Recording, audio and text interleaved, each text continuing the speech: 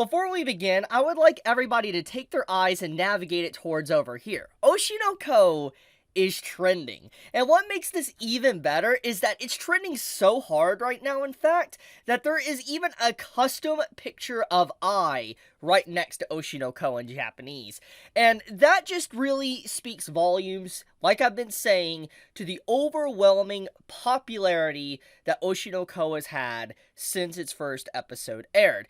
Obviously, it cannot compete with series that have been airing for a very long time, like One Piece or Demon Slayer, but it does not change the fact as a new series from Spring of Anime 2023, Oshi no Ko really did just come in swinging and it left this anime season swinging with it trending with its final episode. Hell, this final sequence, like one of these final sequences, like in this episode, like this right here is just beautiful. Like, I absolutely love this scene. Like, the animation style and everything, the way, Ruby looks in this scene, it's very reminiscent of I. Like, I mean, just look how she, like, conveys it. Like, the way her movement is, her hands. If you changed her hair color to purple, this would be I. Like, everybody would say this is I in this frame. And what makes this even better, honestly, with this whole animation sequence is this transition of just I to Ruby. Oh my goodness, it is beautiful. Absolutely fantastic looking. It's just like, this is probably one of my favorite animation sequences of the entire episode. And to be fair, this episode had a lot of good scenes. Like, there legitimately is non-stop beautiful scenes that really just are breathtaking and blew me away, to even, like, this scene with Aqua, and how he's just, like, my man, like, look, we gotta do a rewind. Like, look at this real quick. Look at this man's little rewind of how he just starts actually just doing the whole, like, dancing. Like, look at that, man. My man got the moves. Like, he legit knows how to move. And even the in-between frames, like, I want to point that out. Like, okay, if you look very closely, obviously, animators have to draw in between frames. Every little sequence of animation, there's a frame. And I like how good the in-between frames look here. Like, you could just pause. Like, look, I'm just pausing here in these in-between frames. It looks so fluid. Like, I love how this sequence looks as well for Aqua. Whoever animated this really went hard. Like, they really went hard, and they're clearly a mega fan of Idols and Oshi no Ko for this entire sequence. But, anyways, let's get on to another big point of good news. Oshi no Ko apparently has a Season 2 announced, so that's good. I mean, to be fair, Oshi no Ko is obviously popular. I mean, hell, look, it's trending. It's very popular. I'm glad also to see Bleach trending here. That's very nice to see.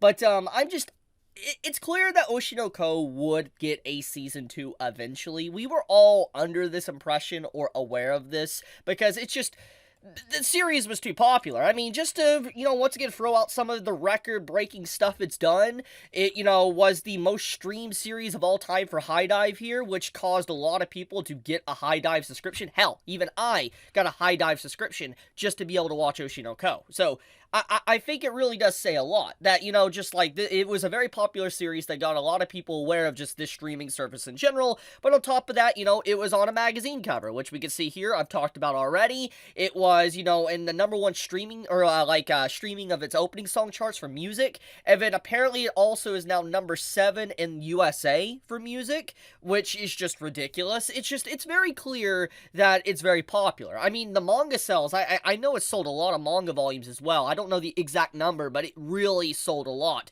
with its latest volumes. So it's just like, yeah, Oshi no Ko has clearly been very popular. It's gotten very popular thanks to its anime, so having a Season 2 announcement is not anything too surprising. It isn't. I would be more surprised if we didn't get it because of just the overwhelming popularity.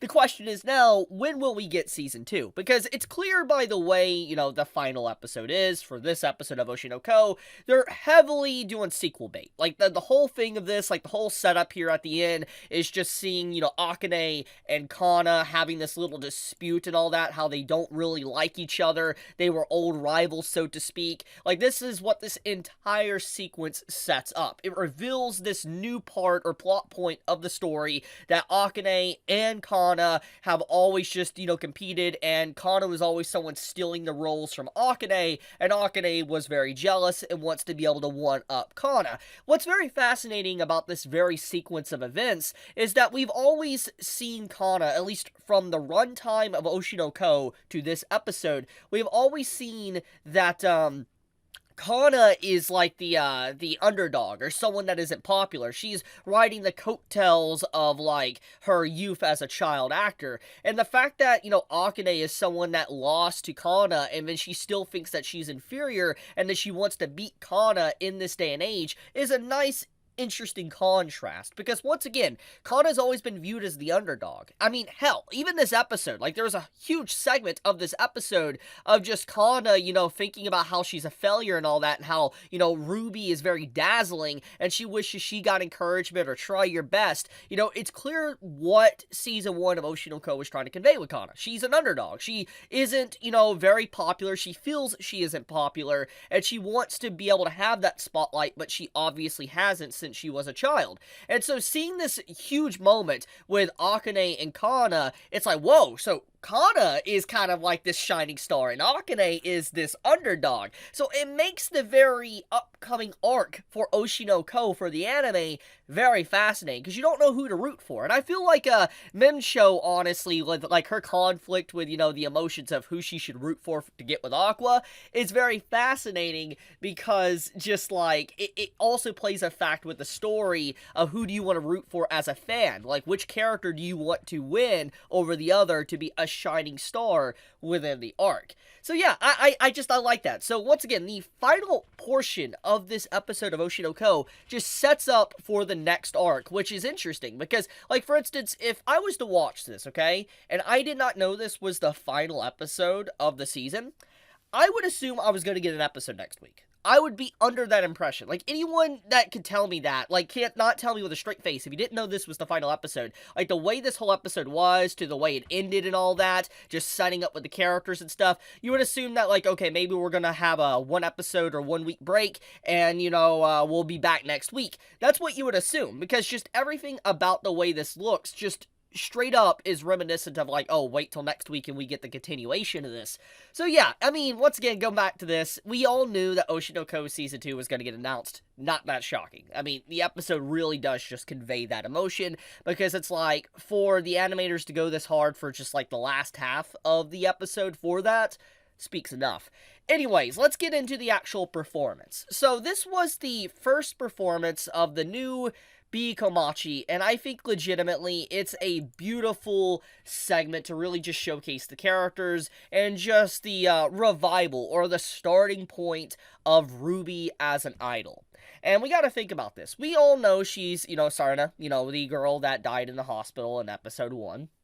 And obviously Aqua and Ruby don't know each other's true history and all that. But it's nice to see, Sarna be able to, live her dream, to be an idol, to be able to be happy, to bring smiles to people's faces. Everything about this whole sequence of events is very beautiful, and I like seeing Aqua kind of getting out the batons and all that and dancing. It's very reminiscent of the first episode when he was a kid, and, he was dancing. Everything about this is very beautiful, and the choreography, the cinematography is just straight up stunning. Like, I really love this shot. Like, I cannot say how much I love this shot enough. Like, just seeing, like, Ruby come in, and, like, this whole scene here where she just points to her mouth. It's just, once again, if you were to change the color of her hair from blonde to purple, this would be Ai. You would see Ai here. That's exactly what it looks like. And I love these little tidbit nods to the character, showcasing how even though Ai has been gone since the first episode, her very presence is still felt throughout the show up to this very point, that she technically hasn't disappeared. She's living on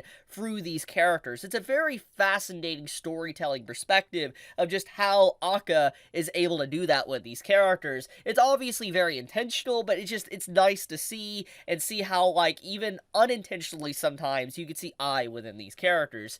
So yeah, I mean, just overall, the finale of Oshi no Ko legitimately was great. And if we're looking at the grand scope of things and all that, Oshi no Ko has just been a blast. Like, all of these episodes, watching them, week after week, It has been a very fun time as an anime watcher. I've had just so much enjoyment, and I think I'm not alone in that matter. I mean, hell. I mean, the trending page alone, just seeing Oshinoko trending like it is, I think says a lot of just how many people are really amped up for the series. So just, yeah, let's be happy we got this good anime adaptation.